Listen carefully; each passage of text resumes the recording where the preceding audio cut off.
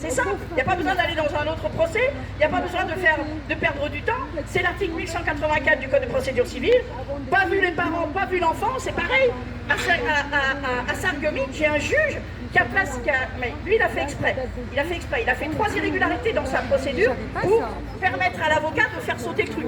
Mais l'avocat qui était pourri, il n'a pas fait sauter le truc. D'accord? Mais le magistrat, il a dit non. Donc il a refusé de voir l'enfant.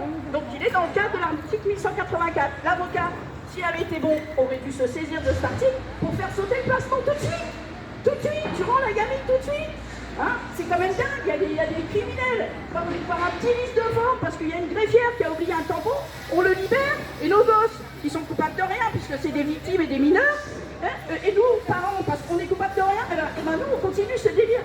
Donc ça suffit. Donc il faut quand même qu'on soit plus formés, et que vous soyez tous face à une audience, en train de dire, maintenant, moi j'ai mon droit, tu vas arrêter de me piétiner, on va faire des trucs très simples, très formatés, très directifs, mais que les gens doivent respecter.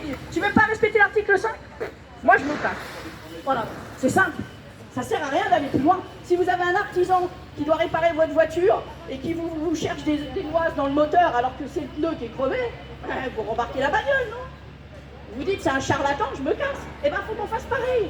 Faut arrêter d'être trop gentil. Ça suffit. Avec ces gens-là, on ne peut pas s'en sortir si on est trop gentil. Et je le répète, les parents qui ont récupéré les enfants et qui se sont battus avec moi dans les institutions, dans la dénonciation publique, etc., ils ont fini par les récupérer. Ils les ont récupérés. Donc c'est que cette voie-là. Il faut récupérer notre statut de citoyen, notre statut de parent. Nous avons des droits. Nous devons dire maintenant, tu vas les appliquer. Sinon, toute la ville va être au courant que toi, magistrat, tu fais n'importe quoi. Voilà.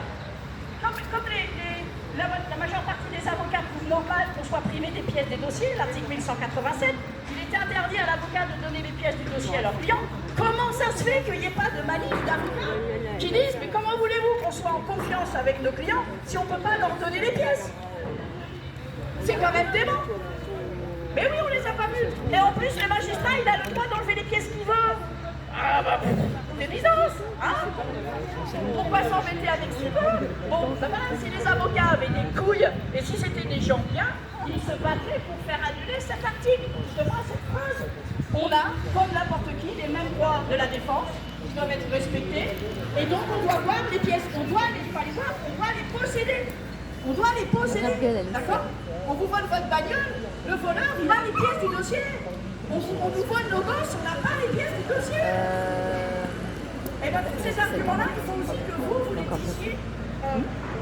que vous les disiez, c'est-à-dire de manière simple, c'est-à-dire qu'il faut provoquer dans l'esprit des gens ce que les journalistes ne feront pas, parce qu'il y en a quand même beaucoup qui dénoncent certains trucs, mais il y en a beaucoup qui ne dénoncent pas ce simple truc, c'est quand même dans le code.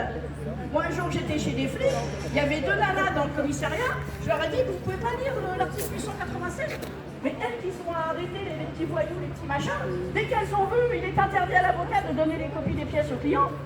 Elles m'ont regardé comme ça, elles se sont dit, comment ça va?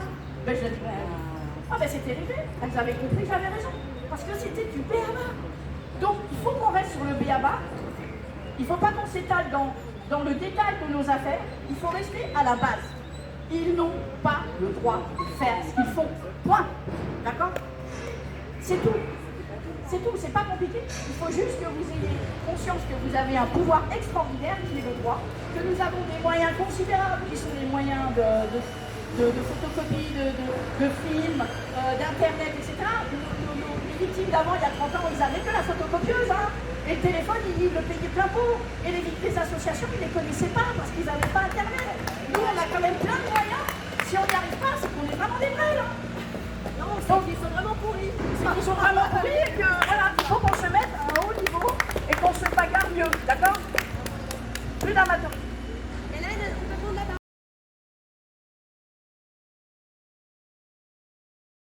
Je suis Gladys, je défends mon enfant. J'ai fait un tweet avec plus de 2 millions de vues et sinon je suis également sur les réseaux sociaux. Je suis venue ici pour accompagner Sandrine que je suis depuis quelques années puisque nous avons le même combat, la protection de nos enfants. Et donc nous sommes tous réunis ici aujourd'hui pour vous dire que nous allons nous regrouper au lieu de militer chacune de notre côté pour être plus forte. Donc voilà, je laisse à tour de rôle des présentations. Bon. Donc je suis Karine Trapp, concernée aussi par les placements abusifs d'enfants. J'ai 2 enfants brièvement, je fais très très bref, qui ont été placés arrachés du jour au lendemain, en mai 2017. Comme beaucoup, hein, les gendarmes à la maison, éducateurs, et on embarque ça et c'est sans fin. Après, vraiment, moi, ce qui me tient le plus à cœur aujourd'hui, c'est que chacun puisse récupérer ses enfants, évidemment, mais vraiment la prévention, parce que si j'avais soupçonné un dixième de ce qui m'arrivait, si j'avais connu un dixième de ce que je connais en droit aujourd'hui, j'aurais réagi tout de suite, ce que j'ai essayé de faire, mais on est tous pareils, on pense que ça va se régler, que le ciel nous tombe sur la tête à chaque fois, on ne comprend rien, et on se dit, voilà, ça va faire 10 jours, 15 jours, un mois, 2 mois, et... mon grand garçon, je l'ai enfin récupéré. On va dire récupéré, mais il est enfin là, en sécurité, quasiment heureux. Le petit non, et une fois qu'on commence à rentrer là-dedans, alors moi j'ai la chance, on va dire, de pas... qu'il n'y ait pas eu d'attouchement, de viol, et je l'espère sur mes enfants, mais voilà, on va du simple placement abusif à la pire des horreurs, donc même si on va pas comparer tout ça, ça reste des enfants maltraités, malheureux. Mais voilà, aussi prévenir, parce qu'une fois qu'on rentre dans cet enfer, c'est quasiment sans fin. Et en tout cas, les dégâts sont faits. Donc voilà, moi ce qui me tient le plus à cœur et ce que j'espère pouvoir faire, c'est rester prudente, parce que j'ai récupéré quand même mon grand, et non pas que j'ai peur, c'est pas le terme, hein, mais j'ai envie déjà de me consacrer à lui. Et puis j'ai envie de faire ça, chacun peut, voilà, apporte ce qu'il a apporté. Moi ce serait déjà du soutien, parce que ça, je pense que si on est encore debout aujourd'hui toutes, hein, qu'on n'est pas devenus folles, qu'on essaye de nous faire devenir, voilà, parce qu'à bout d'un moment, qu'est-ce qu'on peut faire de pire que d'arracher une maman, ses enfants, à l'envers, et après de la harceler par tout moyen. On a tout perdu quasiment, hein, au-delà de nos enfants, notre travail, notre maison, notre dignité, notre réputation, tout ce qui va bien. Donc mon but, c'est d'abord que mon fils aille bien, comme chacune d'entre nous et chacun, je suis responsable de mes enfants avant tout. Voilà, mais de vraiment apporter ma toute petite pierre à l'édifice, de pouvoir continuer à se soutenir les uns les autres, prévenir, et puis quand il faut faire des actions comme ça, même si on ne peut pas être partout tout le temps, il faut être là, quoi. Voilà, donc on a parlé d'une association effectivement que Séverine souhaite reprendre. Donc moi je vais apporter ma contribution. On n'est pas encore au point sur tout ce qu'on doit faire, mais la motivation elle est là. Remettre de l'humain là-dedans, parce que sincèrement on est dans le combat, mais l'humain, on est obligé de s'en détacher au bout d'un moment, sinon on ne survit pas, mais remettre un peu d'humain, de bon sens là-dedans, et prévenir, voilà, au maximum. Et puis voilà, médiatiser, mon petit dernier mot, ça sert quand même aussi à protéger les enfants. Je pense beaucoup de parents qui ont médiatisé la maltraitance sur les enfants, elle se calme, ça va pas beaucoup plus loin que ça, parce qu'ils se disent que voilà, les parents réagissent au quart de tour. Si on maltraite, on viole leur enfant, qu'est-ce qu'elles vont nous faire, quoi. Voilà. Et moi je sais qu'en ça, en tout cas, le combat il est jamais vain. Le fait aussi que nos enfants voient qu'on se bat. Voilà, et puis un petit mot pour mon deuxième, voilà, le combat continue, je vous en dirai peut-être plus un petit peu.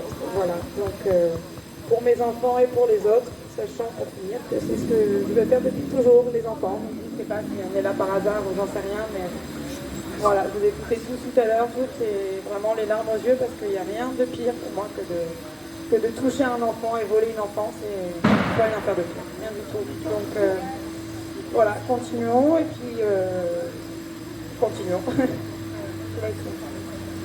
J'ai beaucoup parlé tout à l'heure, alors je vais peut-être en dire un petit peu moins maintenant, mais j'ai vraiment en fait une profonde estime pour chacune des femmes qui sont à côté de moi, pour toutes les mamans bien évidemment, hein, qui vivent ce que l'on a traversé aussi, mais parce que on a des femmes qui ont traversé, on a chacune, toutes les quatre, traversé l'humiliation, les menaces. Il ne faut pas oublier aussi que la justice nous menace. Moi, le juge des enfants m'a menacé de ne plus reprendre la parole, sinon je retournais en prison.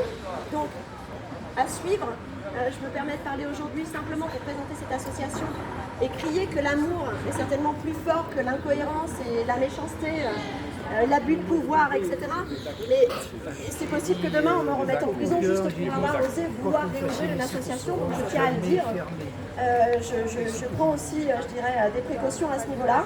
Ma seule précaution, c'est comme celle de chacune d'entre nous, c'est la précaution de garder la moralité de nos enfants, de garder l'équilibre qui peut être le leur, bien que tourmenté dans la difficulté et dans le ballottage de la justice, Donc je garderai cette part en fait de dignité que je dois à mon fils pour son grand courage.